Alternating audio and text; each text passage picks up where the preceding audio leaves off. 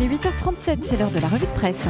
Dans la rédaction d'Europe 1, à l'aube, il est toujours le prums chaque matin à se jeter sur les journaux. C'est la revue de presse de Samuel Etienne. Bonjour Samuel. Bonjour Jean-Philippe, j'ai un secret, en fait je dors ici depuis quelques semaines. Bonjour Céline, bonjour à tous. Comme tout homme sensé devrait le faire quotidiennement, c'est surtout de femmes dont je vais vous parler ce matin, de Lorraine Bacal, bien sûr, qui ne fait pas encore la une des quotidiens français, mais déjà celle des journaux américains, des rugby women de l'équipe de France. Ça a mis le temps, mais ça y est, on ne parle plus que d'elles dans les pages sportives, à la faveur de leur demi-finale ce soir du Coupe du Monde. Et puis je vous parlerai aussi d'une femme toute simple, d'une boulangère installée près de Tours. Le Monde lui a consacré un bel article. Nous verrons ensemble pourquoi.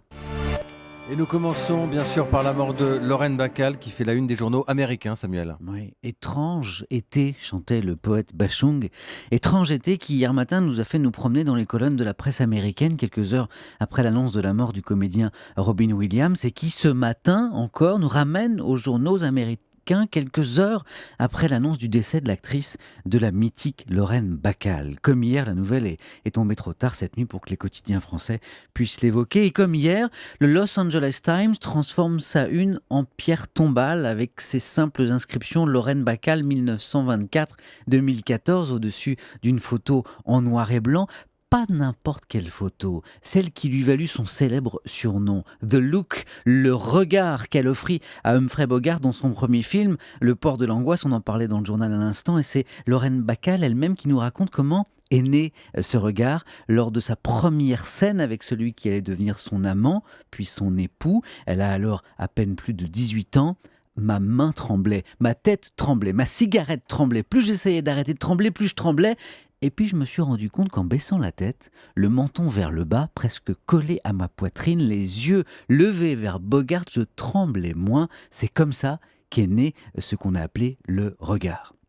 Lorraine Bacal, les journaux américains font un saut de superlatif ce matin pour saluer sa mémoire, la blonde ensorcelante, la sensuelle sirène du grand écran pour le Washington Post, l'actrice de légende pour USA Today, celle dont le glamour provoquant l'avait érigée au rang de star, dit encore le New York Times qui publie cette incroyable photo d'elle.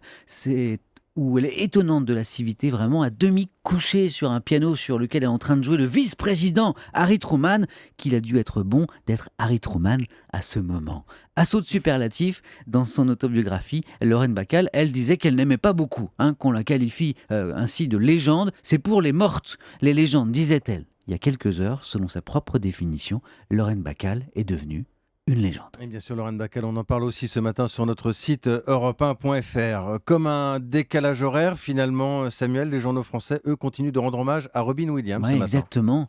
Juste un mot pour évoquer cette très belle une ce matin de Libération. Magnifique cliché en noir et blanc, dont Libé d'ailleurs a le secret.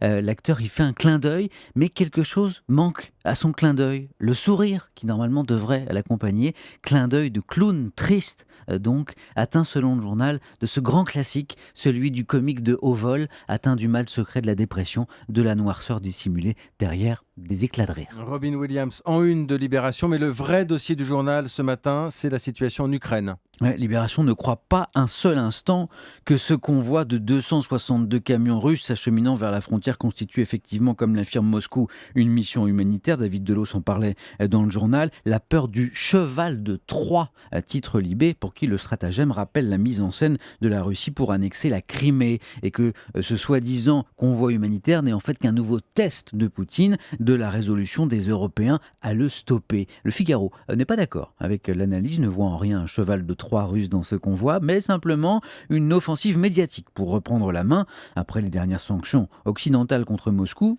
pour départager Libération et le Figaro. Maintenant, ne reste plus qu'à attendre les prochaines heures en espérant pour l'Ukraine et pour l'Europe que ce soit Libération qui se trompe. Et après l'Ukraine, on revient en France. Vous les aimez, ces feuilletons d'été, Samuel? Oui, je les salue une nouvelle fois.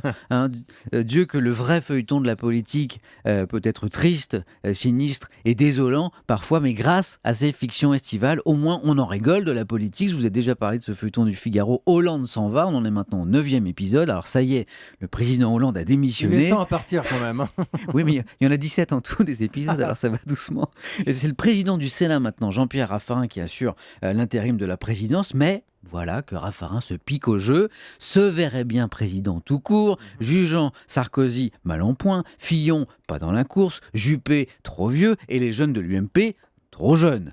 Autre savoureux feuilleton, celui du journal L'Opinion, qui imagine en ce moment l'enlèvement du ministre Arnaud Montebourg. Carrément. Ouais, par un mystérieux groupe. Alors pourquoi cet enlèvement? Au nom de quelle revendication? Eh ben on ne sait pas, puisqu'on est seulement au 2e épisode. Suspense. Samuel, vous nous avez promis de parler surtout des femmes ce matin. Oui, pardon. Hein? Alors j'y reviens. Elles sont belles, elles sont jeunes, mais elles sont aussi habiles, rapides, puissantes et costaudes. Ce sont les joueuses de l'équipe de France de rugby qui ont enfin les faveurs de la presse. Il faut dire qu'elles jouent ce soir les demi-finales de la Coupe du Monde. Carrément une double page ce matin. Dans l'équipe, un véritable poster en fait du 15 tricolore, titulaire et remplaçante. Tout le monde est là, comme elles ont également fière allure en une du journal de Saône-et-Loire, se tenant fermement par les épaules avant un match. Des guerrières, oui, mais féminines, tient à dire Assa Kouata, 1m82, 100 kg, se battre sur un terrain et rester jolie. Oui, c'est possible, explique la joueuse, qui concède qu'effectivement, faut pas avoir peur quand même de se casser un ongle. Et l'équipe a interviewé un autre pilier des Bleus, la numéro 8, Safi Ndiaye, 1m83, 95 kg. Jean-Philippe, on est des moucherons à côté de ces C'est jeunes ce que filles. j'étais en train de me dire. Je confirme, je pense que si on se mettait à côté, ça pourrait faire un cliché sympa. Et pourtant, la joueuse explique qu'à ses débuts, malgré son physique hors norme, à 12 ans, elle mesurait 1m80. À 12 ans, qu'à ses débuts, donc, elle était un vrai bisounours, qu'elle n'osait pas aller au contact, jusqu'à ce qu'on lui dise un jour, mais Safi, tu fais 1m83, 95 kg, les filles en face, quand elles te voient débouler, elles ont peur. Et pour finir, Samuel, vous vouliez nous parler d'une autre femme, une boulangère. Ouais, et pas de la femme du boulanger, d'une boulangère, d'une vraie qui fait son pain.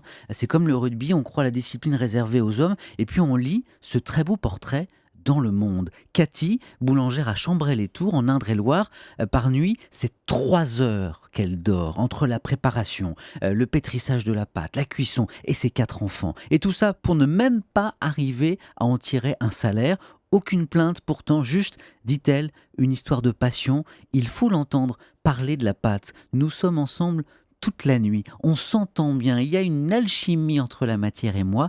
Cathy, elle lui parle même à la pâte au creux de la nuit. Voilà une passionnée qui méritait bien un petit peu de publicité ce matin. La boulangerie de Cathy, c'est chemin de la Bressonnière, à Chambray-les-Tours. Voilà, c'est fait et c'est bien fait. Le club de l'été, Samuel, parce qu'on vous retrouve tous les soirs à 20h sur Europe 1 au programme. Alors mon invité ce soir, c'est, j'en suis très heureux d'ailleurs, le chanteur Charles-Élie Couture. Ah oui, Charlie Couture. Ouais, qui revient, nouvel album apparaître dans quelques jours et on en parle un petit peu avant tout le monde. Et cet album, c'est avec la complicité de Benjamin Biolay. Et puis ma question très très essentielle de ce soir, mon débat, allons-nous tous perdre le sommeil?